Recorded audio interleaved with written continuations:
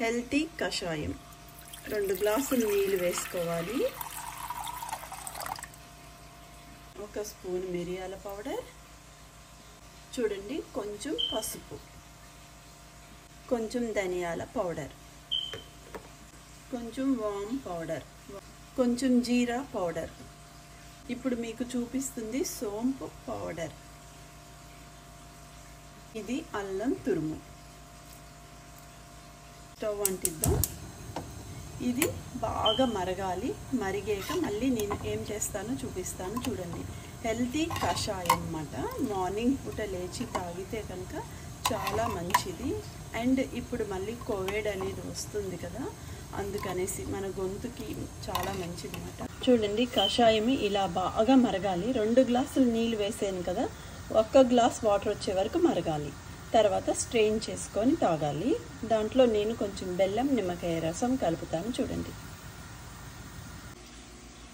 చూడండి కషాయం మరిగిపోయింది. ఇప్పుడు నేను స్ట్రెయిన్ చేస్తున్నాను. చూడండి, ఇట్లా మార్నింగ్ పూట కాఫీ బదులు ఇట్లా తాగుతూ ఉంటే గొంతుకి మంచిది మాట. ఇప్పుడు కోవిడ్ మళ్ళీ వస్తుంది కాబట్టి ఇలాంటి కషాయాలన్నీ చేసుకొని తాగండి.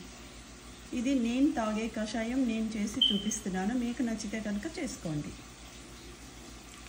చూడండి, అట్లా 2 గ్లాసులు నీళ్ళు వేస్తే అంత మరిగింది.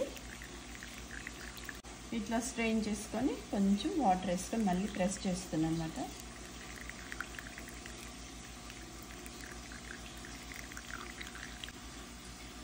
చూడండి, ఈ కషాయంలో నిమ్మకాయ రసం వేస్తున్నాను.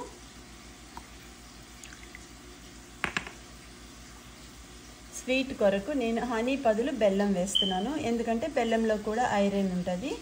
అప్పుడప్పుడు ఇట్లా కూడా వేసుకొని తాగొచ్చు. చూడండి, శుభ్రంగా కలుపుకొని ఒక్కొక్క సిప్ అలా తాగుతూ ఉంటే చాలా మంచిది అన్నమాట. గొంతుకి జలుబు, దగ్గు ఏవి రాకుండా మనం ఇలా జాగ్రత్తలు తీసుకుంటూ ఉంటే చాలా మంచిది అన్నమాట. ఎందుకంటే మళ్ళీ కోవిడ్ వస్తుంది, అందరు కేర్ఫుల్గా ఉండాలి. ఒక్కొక్క రోజు ఒక్కొక్క కషాయం మీకు చూపిస్తాను. చూడండి.